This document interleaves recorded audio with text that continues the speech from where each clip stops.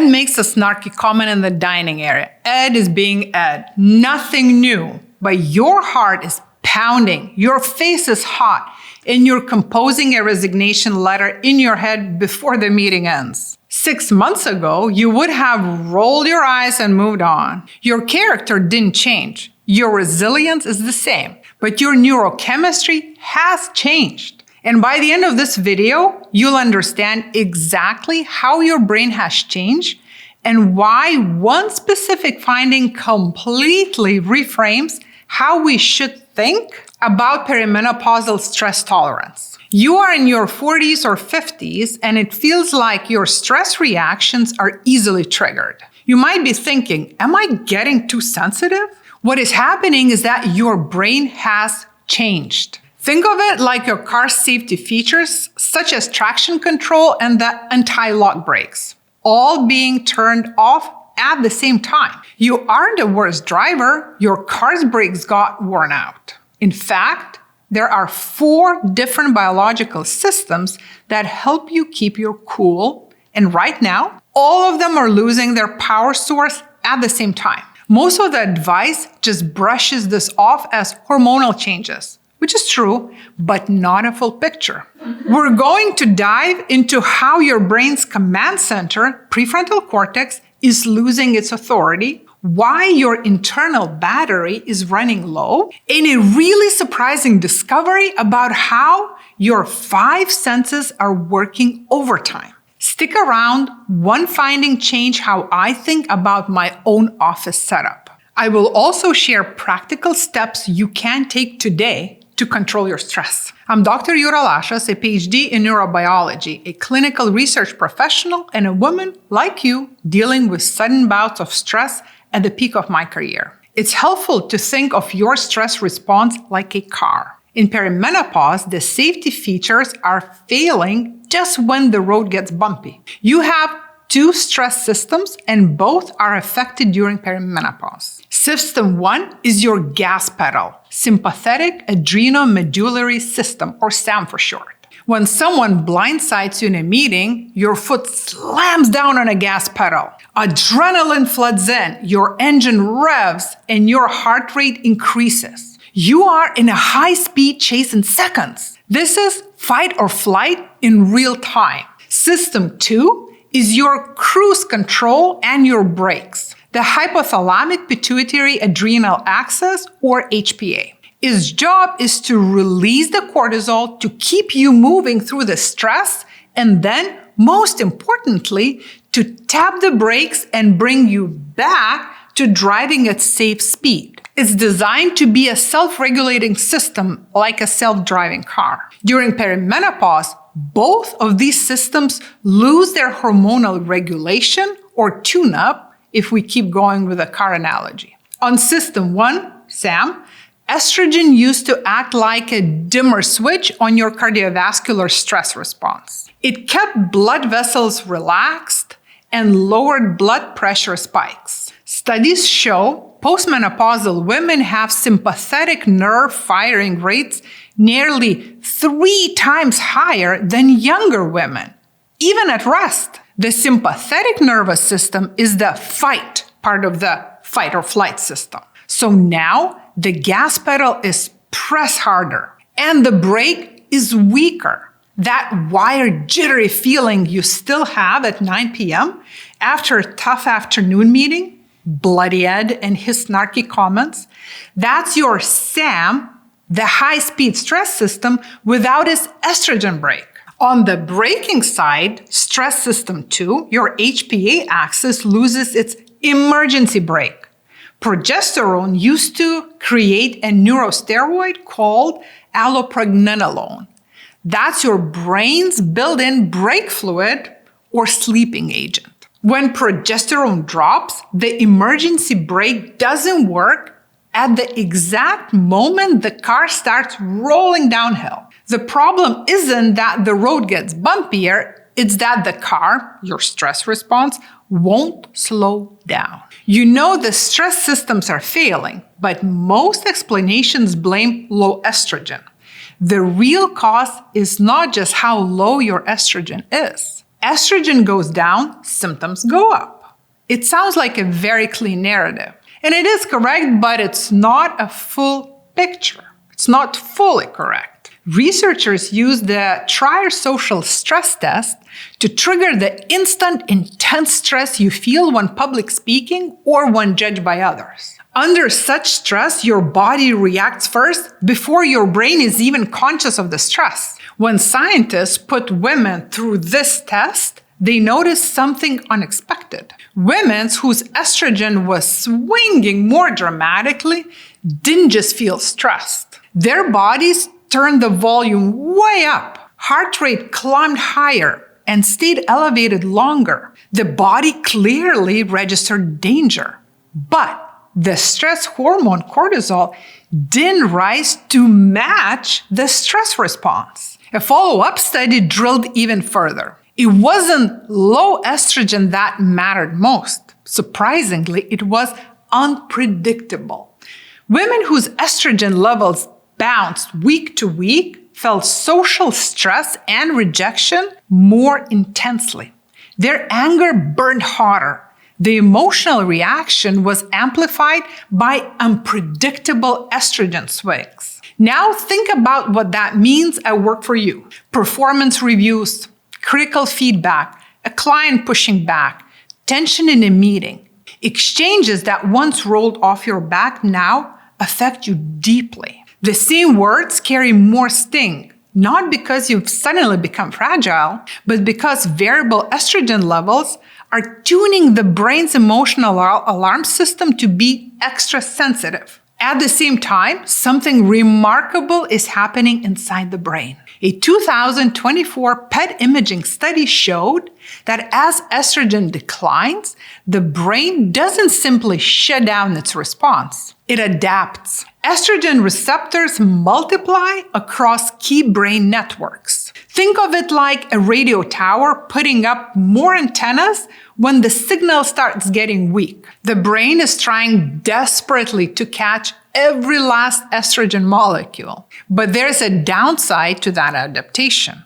With more receptors in place, imagine the little antennas, even small, brief dips in estrogen, something that happens all the time during perimenopause, send bigger ripples through the system. Higher receptor density in the thalamus is associated with depressed mood. More receptors in the prefrontal cortex and hippocampus are linked to drops in cognitive performance. The brain is working overtime, straining to maintain balance with unstable fuel supply. And if you think that's enough, no, there's more. A new study found that perimenopausal women who reported moderate perceived stress actually showed lower cortisol release in the morning. That's the telltale sign of an exhausted HPA axis. Remember, that's your stress system number 2. A stress system that's been running hot for so long,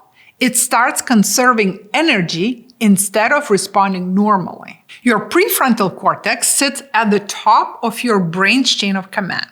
When something stressful happens, the amygdala, which reports to the prefrontal cortex, fires. You feel fear, threat, anger. The prefrontal cortex is supposed to evaluate the signal coming from amygdala and override it when it's necessary. So for example, it would say that email wasn't aggressive, it was just direct. That feedback wasn't a personal attack, it was accurate. It's the only thing standing between you and full meltdown. Estrogen directly supports that circuit. It maintains signaling strength between the prefrontal cortex, it's the boss, and the amygdala. When estrogen fluctuates wildly, top-down control weakens. Think of a manager who used to be CC'd on every escalation and would step in before things spiraled. Now that manager is getting the messages late or not at all. The amygdala is still doing its job.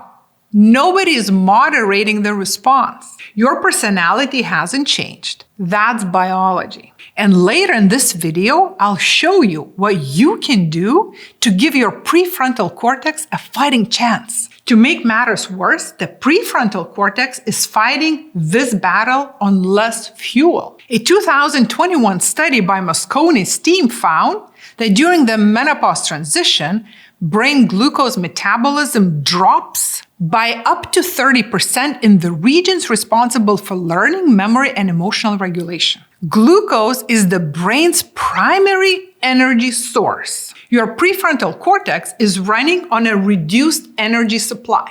So picture the full sequence. Your brain amygdala fires hard because estrogen isn't dampening the signal. Your prefrontal cortex can't override as fast because it lost hormonal support as well. And the prefrontal cortex isn't itself operating on less energy. 3 hits to the same system all at once. If this is useful, please hit subscribe. Subscribing is the only way to make sure these videos actually show up in your feed. One a week, peer-reviewed science focused on what's happening in your brain and body during perimenopause. Earlier, I mentioned a specific finding that completely changed how I look at my own office. This is it. During perimenopause, your brain starts processing the world differently. Things like noise, bright lights, or even the temperature in the room can suddenly feel way more intense. Estrogen usually helps your brain filter all of that sensory data. So when it drops, the volume on everything else gets turned up. Think about an open plan office. It's always been busy, but now it's unbearable. The hum of the lights feels like a spotlight. The sound of someone typing across the room is enough to drive you crazy. I worked in an open plan office when I was in my late 30s. I kept freezing, sneaking over to nudge the temperature up when no one was watching. Our office manager kept turning it back down every single day. I thought she was being difficult. Looking back, she was probably in late perimenopause and fighting hot flashes. Neither of us was being difficult. We were sitting 10 feet apart in completely different biological realities. Research from the National Sensory Network confirms this. As estrogen falls, your brain's sound processing pathways become more sensitive. Even flickering lights can feel more disruptive. When you add a hot flash on top of that, your stress system is already working so hard that it doesn't have much room left to handle anything else. Basically, your threshold for feeling overwhelmed gets a lot lower. It's not just one thing. It's the combined effect of everything feeling a bit too loud, too bright, and too hot. It's hard to explain to others, but it's very real. That's exactly why I choose to work from home now. It's the only place where I have total control over my own surroundings. So, we've covered a lot of science in this video. What's fantastic is that there are science-based techniques or behavioral changes that can help you cope with your stress better. First of all, look at your sensory environment. Your nervous system is processing the world a little differently right now. Consider noise-canceling headphones, adjusting your screen brightness, dressing in layers, stepping away from a noisy space when you can. Those are practical ways to reduce the load on your brain that has lower tolerance than it used to. The second thing is to focus on your sleep. As you've learned, losing sleep actually can do more damage to your stress system than the drop in estrogen itself. Good sleep is the foundation of how much stress you will be able to handle. You can address sleep issues with targeted cognitive behavioral therapy, hormone replacement therapy, improving your sleep hygiene, checking for things like sleep apnea, or even exploring medications if sleep issues are severe. Third, learn how to protect your recovery time. The brain GABA system that helped shed the stress response isn't as reliable. So building recovery into your day is not optional now. And I do mean actual recovery. 10 minutes between high-demand tasks where your system can settle. not scrolling your phone. Try specific breathing exercises like a box breathing technique or physical sighing to actively shift your body back towards a calmer state. Let me know if you would like me to make a video on the specific breathing exercises and neuroscience behind them. The fourth technique comes from the cognitive neuroscience field, and it will help your prefrontal cortex to stay more in control. When you feel yourself spiraling, try using a two-step mental move. First, see it, then rename it.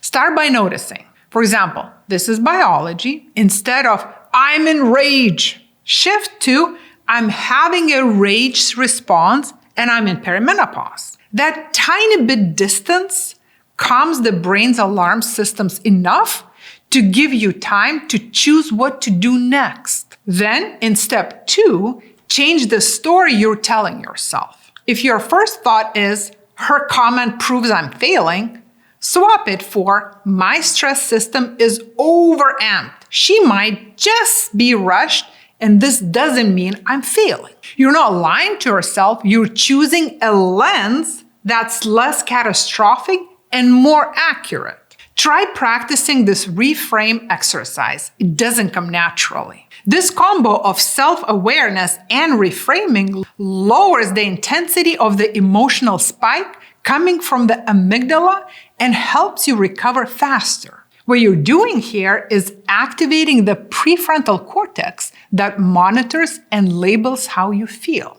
The label itself turns down the amygdala's raw threat signal and gives you a chance to react appropriately. The most important thing to remember is that perimenopause is a window of opportunity. Your brain isn't failing, it's remodeling. While it can feel vulnerable, it's also the exact time when these changes can make the biggest difference. By taking action now, you're recalibrating your brain for a much smoother path forward. So let's bring all of it together. Your two stress systems lost sufficient hormonal backup. Your brain's command center is running on less fuel.